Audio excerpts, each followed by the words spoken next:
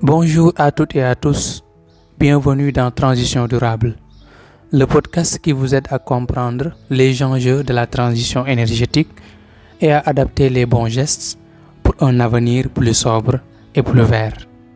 Aujourd'hui, on va parler d'un sujet qui revient chaque année, dès que les températures montent. Pourquoi nos factures d'électricité augmentent-elles pendant les périodes de chaleur? En période de forte chaleur, notre premier réflexe, c'est souvent d'allumer la climatisation. Mais saviez-vous qu'un climatiseur peut consommer jusqu'à 10 fois plus d'électricité qu'un ventilateur? Et plus il fait chaud à l'extérieur, plus la clim doit travailler pour maintenir la fraîcheur à l'intérieur. Le résultat, ce sera une consommation multipliée et donc des factures alourdies. En ce qui concerne les appareils électriques, la chaleur ne fatigue pas que nous en tant que personnes, elle fatigue aussi nos appareils. Prenons l'exemple du réfrigérateur qui doit fonctionner plus longtemps pour garder vos aliments au frais. Les congélateurs, les onduleurs, les ordinateurs chauffent plus vite et consomment davantage. Bref, quand la température monte, le rendement baisse et l'électricité grimpe. En dehors de ça, des appareils utilisés en même temps. En journée, on allume le ventilateur, la clim, le frigo tourne à fond et la télé reste allumée. Ces consommations additionnées font vite exploser le compteur. Et si vous êtes nombreux à la maison, surtout pendant les vacances scolaires, cette hausse devient encore plus marquée.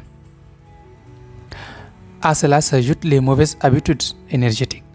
Souvent, on oublie quelques gestes simples. Régler la clim à 24 degrés au lieu de 18 degrés Celsius. Fermer portes et fenêtres quand elles fonctionnent. Débrancher les appareils inutilisés. Entretenir les filtres des climatiseurs. Ces petits gestes peuvent faire jusqu'à 20% d'économie d'énergie. Voici quelques astuces simples pour limiter cette hausse en période de chaleur. Utilisez des ventilateurs quand c'est possible. Fermez les volets et rideaux pendant la journée pour garder la fraîcheur à l'intérieur. Faites fonctionner vos appareils électriques en dehors des heures de pointe, surtout ceux qui sont dans les grandes puissances, les petites et moyennes entreprises. Et surtout, entretenez vos équipements régulièrement. Pour finir, il faut savoir quand il fait chaud, on consomme plus d'électricité, sans même s'en rendre compte.